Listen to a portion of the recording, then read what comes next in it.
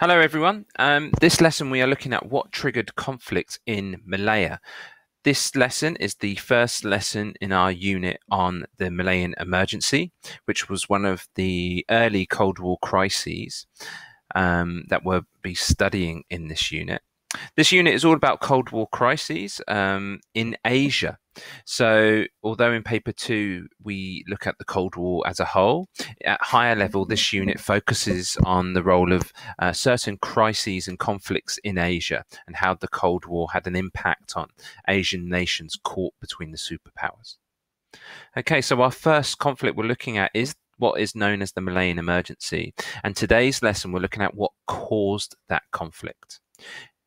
Generally, we need to try and understand what caused each of the conflicts we're going to study, how those conflicts unfolded, how they were resolved, and what their impact was on the wider region and the wider Cold War. So you can see that for each unit we study in this topic on Cold War crises in Asia, we have a statement of inquiry that really drives our unit of inquiry and kind of brings together everything we're learning. And the statement of inquiry for this unit is the success of counterinsurgency depends not just on the significance of its military strategy, but also on winning cooperation with civil society. So what that means is that in military operations that are termed as counterinsurgency, they're not just military battles or military campaigns. To win a kind of anti-insurgent campaign, an army has to win the hearts and minds of the people. And the Malayan emergency is a really good example of showing how the British were somehow able to bring along huge parts of the Malaysian population behind them, which kind of contributed to their victory. We will see when we study the Vietnam War how the US and US forces actually did the opposite and failed to really unite Vietnamese people behind them. So we're going to be looking at military strategy in this unit, but also the other factors that account for any successful military operation. We're looking at how was communism defeated here. Okay, so there's a graphic here you can explore later. It's a bit confusing, but it just shows you the kind of history of the country we now know as Malaysia. It was often known as British Malaya, and it was colonized by the British since the 1800s. Prior to that, the Dutch were actually one of the first European nations to colonize parts of what is now known as Malaysia. Okay, they came as traders, and many settled along the kind of the Straits of Malacca, which lies between Malaysia and Indonesia. Malaysia was very famous for producing rubber and tin, two really important resources in manufacturing. Rubber, especially so in the 20th century, goes in car parts, tank parts. It's a really important military resource, and it goes in many factory and machines. So Malaysia was economically important to Britain, and you can see this graphic just shows how over time Britain was slowly controlled Malaysia and how Malaya won its independence. So what was the emergency? That's what we're studying. It was a guerrilla war. You can search up a definition of guerrilla war, but it's a specific type of warfare. And that was fought in the Federation of Malaya, as the country was called at the time, between 1948 and 1960. So this is one of the first Cold War conflicts. Now, the Federation of Malaya was a British colony that had been occupied by the Japanese during World War II. When the Japanese were defeated at the end of the war, many Malaysians or Malayans, as we should say at the time, they kind of wanted independence for their country like many other ex-British colonies. India was granted its independence at this time, and Malaya believed it should also be independent. Britain had other ideas, and after World War II, tried to restore control to its Asian colonies, in particular Hong Kong, Malaya, Singapore, and other areas. But there were people that didn't want that. And we see that the Malaysian emergency in some ways was a kind of anti-colonial conflict. Now, it was a war fought between the pro-independence fighters of what was called the Malayan National Liberation Army, the MNLA. They were an army that had been created by the Malayan Communist Party. They were a communist party, and that the MNLA were the army of the Communist Party. Okay, so they had a very clear ideology, and they were fighting against the forces of the British, not just the British from the UK, but also the British Empire, or the Commonwealth as it became known after the war, including soldiers from Australia, um, New Zealand, um, Fiji, many other parts of the empire. There were thousands, tens of thousands of Nepalese soldiers, or what we call Gurkhas, also fighting for the British, as well as many Malayans themselves in military units and in the police. Now, we don't often hear a war called an emergency. An emergency sounds quite lame, like it's not a serious thing as a war, for instance. Well, it was called an emergency by the British government for insurance purposes. Many of the plantation owners in Malaya had insurance in case of destruction of their property, and those insurers would not pay out if, in terms of acts of God, natural disaster, or war. So that's why they termed it emergency. So it meant that the insurers still had to pay out to damage to these farm and plantation owners. Interesting. It also meant that Britain didn't have to abide by the Geneva Conventions, which is a set. The Geneva Conventions are humanitarian laws designed to prevent certain tortures and atrocities committed against soldiers in war. By not actually being a war and calling it an emergency, the British government was free to treat civilians and soldiers how it saw fit without contravening human rights, which is, again, another controversial aspect of this topic. The communists at the time called the conflict the Anti-British National Liberation War, and that kind of underlines the different perspectives that we still have on this war in history.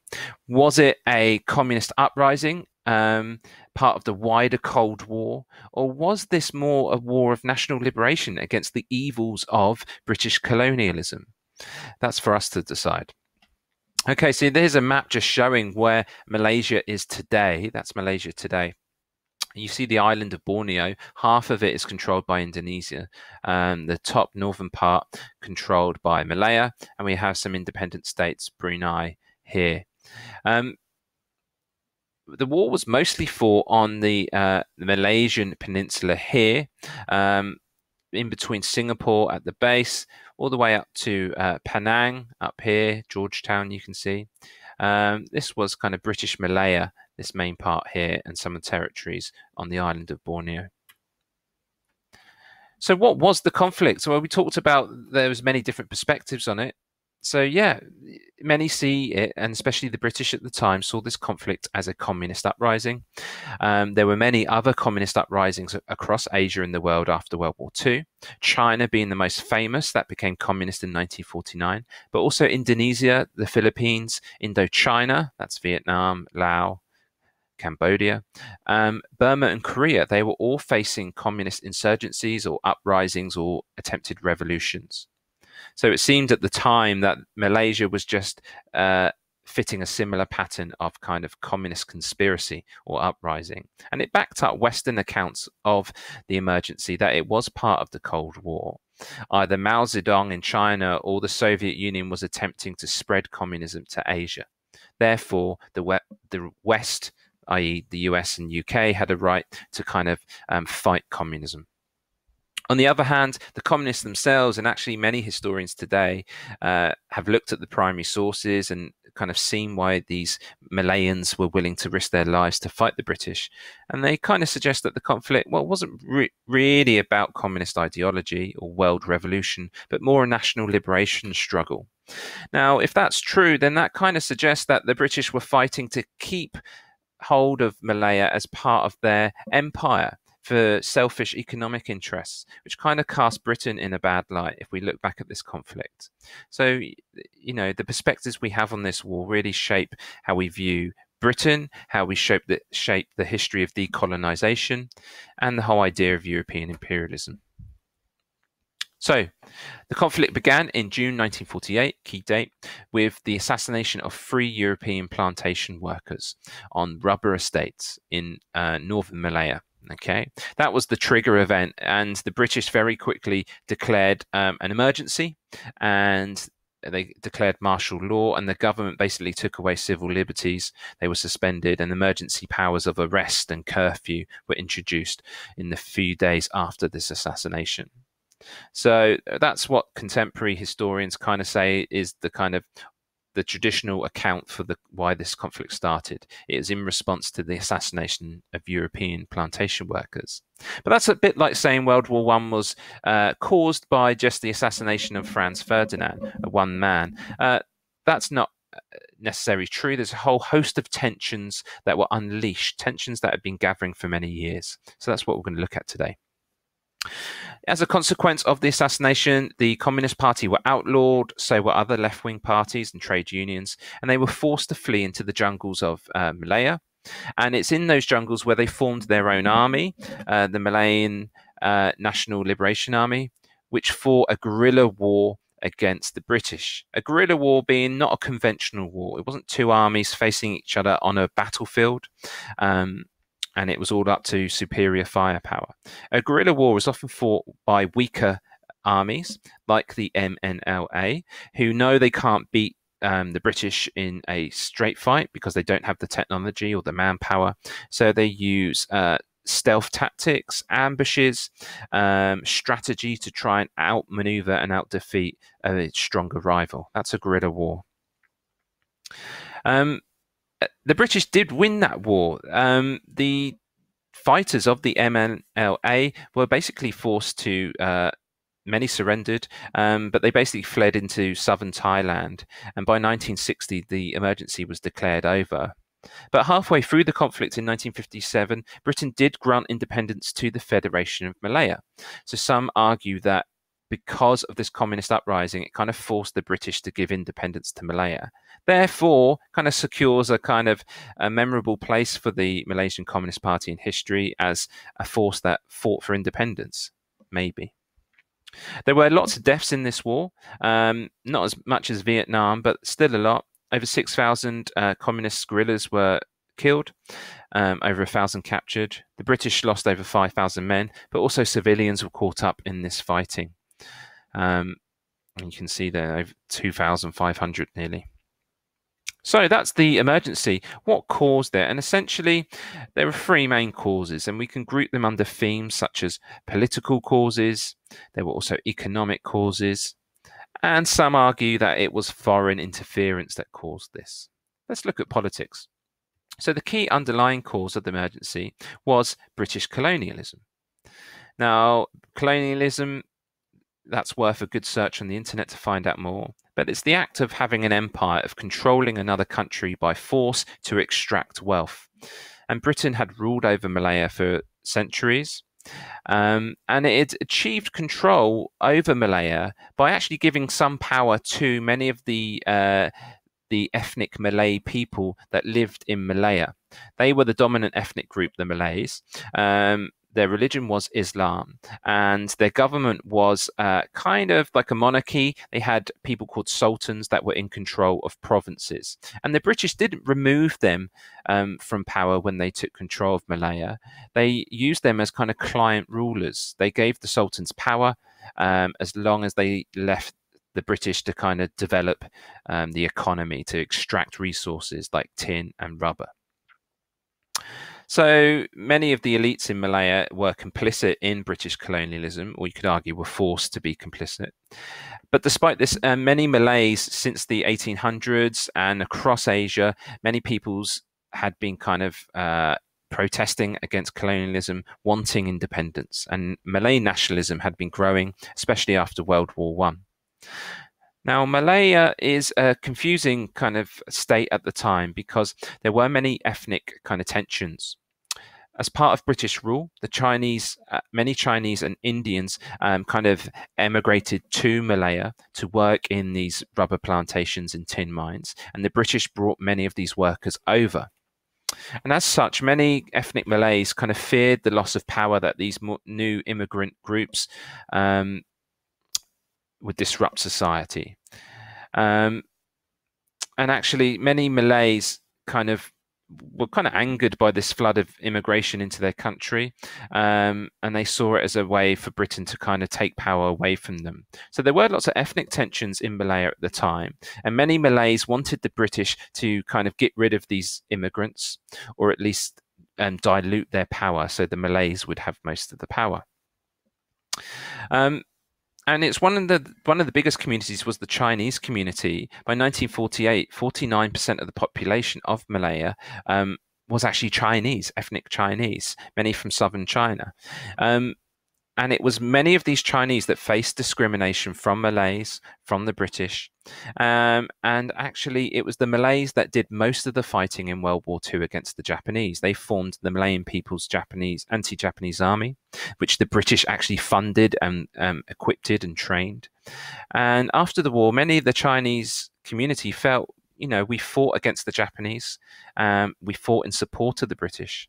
We don't have many rights in this country. And they started demanding rights, which is why the Malayan Communist Party became more popular in the 1930s and 40s to champion the rights of many Chinese, but also Indian and some Malayan peoples. And you can see the provinces of Malaya there. So in this atmosphere of ethnic tension in post-war Malaya, actually there were so many economic problems that they made ethnic divisions worse and kind of exacerbated tensions. So you could say the underlying cause of the conflict was political, but economic problems kind of catalyzed tensions, made things worse. Now, the Malaysian Communist Party argued that the British, as capitalist power, colonial power, should get out, should give the country independence. That would help ensure equality. But the British then made things worse in the post-war period, as they wanted to control Malaya. They wanted to keep their empire going. So they came up with this new idea for the country, and they called it the Malayan Union in 1946. They'd basically get rid of all the sultans. They would control all the provinces directly as like a British country, and they would give equal rights to the Chinese and the Indian groups as well, settlers there, and that would help make a more equal society. However, many Malayan nationalists actually opposed that, and they formed their own political party, the United Malays National Organization. And they actually argued that, no, we don't want you to give power to the Chinese and Indians. We should, as the native peoples here, have most of the power in our country. So the British were actually forced to climb down with their proposals for a Malayan union, and they came up with this idea of the Federation Malaya. And actually, that preserved much of the power of the ethnic Malays. Many of the citizenship rights given to the Chinese were taken away. And this kind of pushed many ethnic Chinese people, many that were aspiring for greater power, into opposition to the British, and forced many of them to join the Communist Party and to consider, perhaps for the first time, armed struggle. Here's some of the Malay nationalists campaigning. So all of these kind of social and political tensions, it forced many Malayans, many Indians and Chinese who felt left out of the political process in their country towards the Communist Party. The Communists were promising revolution. And economic problems made that worse. After World War II, there was a huge economic crash, basically because of the destruction of the war. Many countries around the world were not buying up Malayan rubber and tin, and many of the mines and plantations had been destroyed by war. So there was mass unemployment, and people blamed the British. They weren't providing jobs. And because there wasn't many jobs, wages were very low.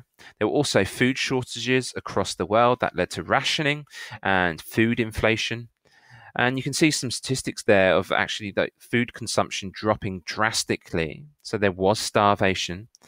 And the failure to address that led to nationwide labor unrest from 1946 onwards. Many people flocked to support the Communist Party, who were promising to solve these problems.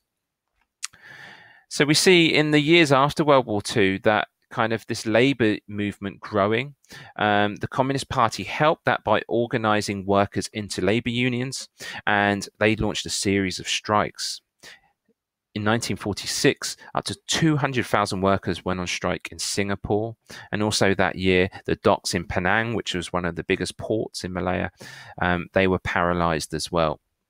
So you can see the potential power that the working class have if organized by the communists to get rid of the British. They can just go on strike. So the British are really fearful at this stage.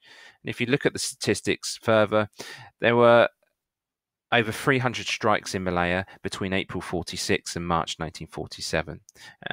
Many days of work lost, and it looked as if the economic reason to control Malaya was disappearing. So the British obviously wanted to stop this, and they responded wrongly with repression. Okay, they introduced new laws, they arrested striking workers. In many cases, they even opened fire on protesters, and trade unionists were attacked. Clearly, that's going to inspire rebellion, and things got worse and worse throughout 1947. And you can see some Malayan workers on strike. So with this growing repression of left-wing politics of the Communist Party, it was feared that the colonial government would ban the Communist Party and the trade unions. So in May 1948, the Communist Party began to prepare for armed struggle, to arm themselves just in case the British outlawed them. They were helped in the fact by, during World War II, the Malayan Communist Party had formed its own army, the MPAJA. They were British trained. The British SAS trained this force. They had 6,000 soldiers. And at the end of the war, they didn't hand their weapons back to the British. They refused, but they just ran off into the jungles and buried their weapons. So they already had the weapons for an army ready to go. So in response to kind of the labour unrest, on the 12th of June 1948, the British government banned trade unions entirely, which meant that parties like the Communist Party couldn't organise the workers against the British. So the communists believed they had no choice but to commit to armed struggle. So yeah, perhaps the British did push the communists into armed rebellion because they cut off any political discussion for greater control of the economic situation to Malayans. Maybe. So the final boiling point in all of these tensions was, as we said at the beginning, the triggering of these assassinations of these European plantation workers. It's called the Sungai Siput incident. That's where it happened. And 3 workers were murdered. You can imagine the media reaction in the UK. And the government responded by declaring an emergency, which imposed the death penalty on anyone found with weapons. The police could arrest anyone they wanted. They can impose a curfew, stopping you going out at night. So effectively, Malaya was a police state. On the 23rd of June, they went one step further and banned the Malaysian Communist Party entirely. So they now had a choice, led by Chin Peng. Would they just dissolve and give up their struggle for kind of independence and equality, or would they take up armed struggle? And they did. They fled into the jungles and formed the Malayan National Liberation Army, and they began to attack the government. So the Malayan emergency had begun. Now, some argue, yes, clearly economics pushed the country into a state of high tension. The British responded only with repression rather than trying to seek solutions or consensus to give up power. So you can see why conflict might emerge. But the British actually argued at the time that this was part of the Cold War, that foreign powers like Soviet Russia and the rising Communist Party in China was supporting this insurgency. Now, there isn't actually much evidence of this, but what evidence was claimed at the time is that in February 1948, a few months before the emergency, there was this big conference in India of Communist Party members from across Asia and the world. And the British claimed that at this conference, plans were being made for uprisings that year in Asia. Now, that would seem a logical assumption to make, and they claimed that Russian agents were at this conference and Malayan Communist Party members were there. That may or may not have happened. But we do know from 1949, when the communists won power in China, they began to support communist parties across Asia. Many Malayans were invited to China, and they took part in many training programs for revolutionaries. An academy was built in Beijing called the Marxism-Leninism Academy. That's where many foreign communists got weapons training, they got healthcare, political education, and they went back to their countries. And you can see how the Malayan Communist Party may have been inspired for revolution by the Chinese. But this comes after the start of the emergency. So as a causal factor, maybe not so important. But we do know books like Red Star Over China by the journalist Edgar Snow. That was a book written by Mao Zedong and the Communist Party in the 1930s. That was found all over Malaya before the emergency, and it inspired many communists across the world and many dreamers to kind of consider that a better world could be created. So Red Star Over China is a really influential book, and it was in the 1930s. We know the Chinese also broadcast Radio Peking into Malaya. It's a Communist Party radio. So you could claim that the Communist Party, its willingness for armed struggle was strengthened, but did that cause the conflict? Maybe not. So it's up to you now. You've got to decide what triggered conflict in Malaya. And as with any event in history, it's never just one event. All events are connected, and it's in describing those connections that you have your job. What were the preconditions that might have set up an eventual conflict? What were the catalysts that made things worse?